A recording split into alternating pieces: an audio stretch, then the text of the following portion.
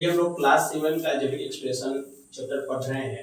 उससे पीछे बहुत सारा चीज़ हमने पढ़ लिया, जैसे what is algebraic expression, algebraic expression होता क्या है। फिर हमने पढ़ लिया टर्म पढ़ा, टाइप्स ऑफ अलजेब्रिक एक्सप्रेशन पढ़ा, फिर टर्म पढ़ा, फिर कितने तरह के अलजेब्रिक एक्सप्रेशन होता है, जैसे binomials, monomials, trinomials, polynomials, factor भी पढ़ा। लेकिन आज एक टर्म पढ़ेंगे इसमें, कोफिशिएंट। ये बहुत इंपॉर्टेंट टर्म है, इस टर्म को हमेशा ध्यान रखा जाता है। कोफिशिएंट आखिर होता क्या है, इतना बड़ा भाषा लिखा हुआ है तो पढ़ लेते हैं, लेकिन हम एक छोटी सी बात में हम लोग समझ लेंगे। In a term of an algebraic expression, any of the factors with the sign of the term is called the coefficient of the product the other factors in that। देखिए बोल रहा है क्या, कोई भी टर्म इसका algebraic expression का any of the factors, मतलब कोई भी फैक्टर हो विद द साइन, साथ में साइन जुड़ा था, साइन पता है प्लस माइनस डिवाइडेड सब साइन जो है जुड़ा हो, किससे, टर्म से जुड़ा हो, तो क्या कहलाता है वो कोफिशिएंट कहलाएगा। वो किसका, वो एक दूसरे का, बोल रहा है product of factors in that, मतलब वो एक दूसरे का क्या कहलाएगा, कोफिशिएंट कहलाएगा।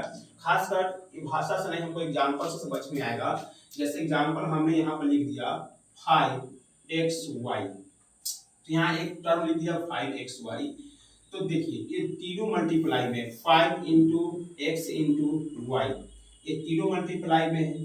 तो अब हमको लिखना पड़ेगा सर ये फैक्टर है किसका किसका, तो चलिए थोड़ा सा हम समझ लेते हैं। हम बोल सकते हैं यहाँ पर 5x is the coefficient of y।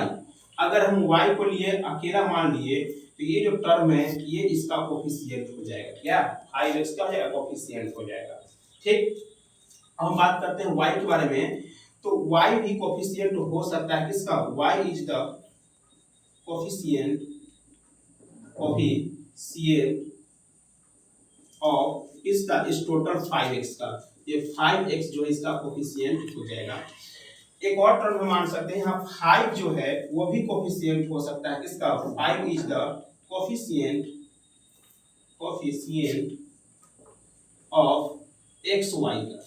तो क्या समझ में आया कि एक दूसरे को यहाँ तीनों मल्टीप्लाई में है तो एक दूसरे का एक कोफिशिएंट नजर आ रहा है। जैसे 5x यहाँ कोफिशिएंट y का हो गया, अगर 5x को हम लोग साइड कर लेते हैं तो y जो हो गया किसका कोफिशिएंट हो गया, 5x का हो गया, और 5 जो हो गया किसका, इस दोनों का हो गया, x का कोफिशिएंट हो गया, है ना।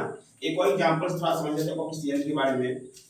जैसे मान लीजिए कि यहाँ पर x दिया हुआ है, तो इसमें क्या कोफिशिएंट है, तो नहीं कुछ, इसमें कुछ नहीं लिखा हुआ है, इसका मतलब हमेशा इसमें 1 से मल्टीप्लाई है, क्योंकि हम लोग को पता है कि जब 1 से किसी भी नंबर मल्टीप्लाई करते तो वही नंबर आता है।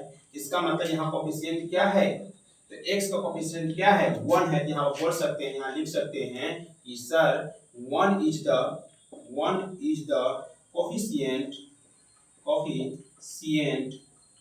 ऑफ x, यानी 1 जो है वो क्या है, कोफिशिएंट है किसका, x का। हम लोग बोल सकते हैं 1 is the coefficient of x, ऐसे लिखा है।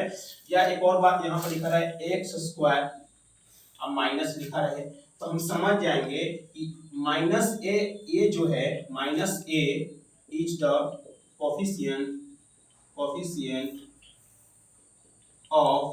X square. फिर हम बोल सकते हैं कि a का भी कोफिशिएंट क्या होगा, x स्क्वायर, मतलब वो एक दूसरे का कोफिशिएंट है। इसीलिए बात बोला है कि coefficient of the product of the other factors, मतलब दो फैक्टर यहाँ पर हैं, बताए थे फैक्टर कल पढ़े थे कि वो एक दूसरे का फैक्टर होता है, ठीक उसी तरह से यहाँ कोफिशिएंट भी क्या है, वो एक दूसरे का कोफिशिएंट है।